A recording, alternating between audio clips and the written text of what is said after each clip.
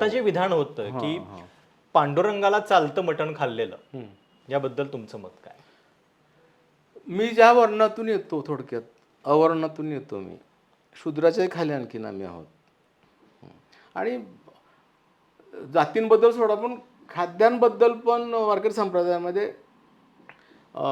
सगळीकडे आधी कन्या वगैरे असं सगळं शाकाहारी सात्विक, मग वळवटं वगैरे अनेक असे त्याचे संदर्भ येतात त्याच्यामध्ये. म्हणजे तुकाराम तिकडे म्हणतात की पाधानी म्हणजे अडाणी बाई, जिला सुगरण नाही, अशी अशी बाई कसं स्वयंपाक बनवतं वगैरे त्याच्यात, म्हणजे ती खिरीमध्ये सराठे टाकेल, असं अशा बरेच संदर्भ आहेत. ते वाचावं लागल्याचं कारण की मी माझा शोध घेतला आहे.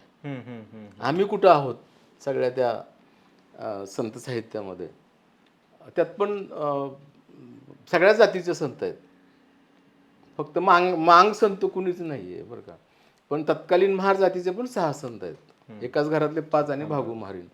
मला सगळं वाचावं लागलं कारण मी आमचा शोध घेतलेला आहे.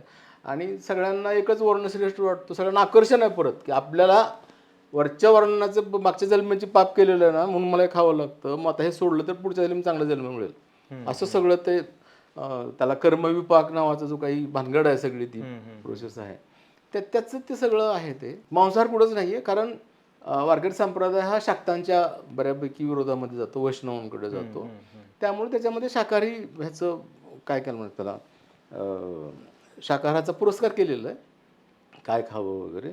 वृत्तींबद्दल जर जसं की भगवद्गीतेमध्ये आहे, भागवतामध्ये आहे, काय खाल्ल्यावर काय होतं. ज्ञानेश्वरांनी पण त्याचा उल्लेख केलेला आहे की सात्विक, राजस आणि तामसिकचे. दुसरी गोष्ट अशी की हे त्रैवर्णिक अन्न आहे आपल्याकडे. तर माझ्या वर्णाला, मी जिथून येतो, मला माहिती आहे की वरच्या 2 वर्णातले अन्न काय खातात ते. म्हणजे राजसिक काय खातात आणि सात्विक काय खातात ते. त्याच्यानंतर मग राजसिकवाल्याला माहिती आहे की तामसिक काय खातात, सात्विक काय खातात ते.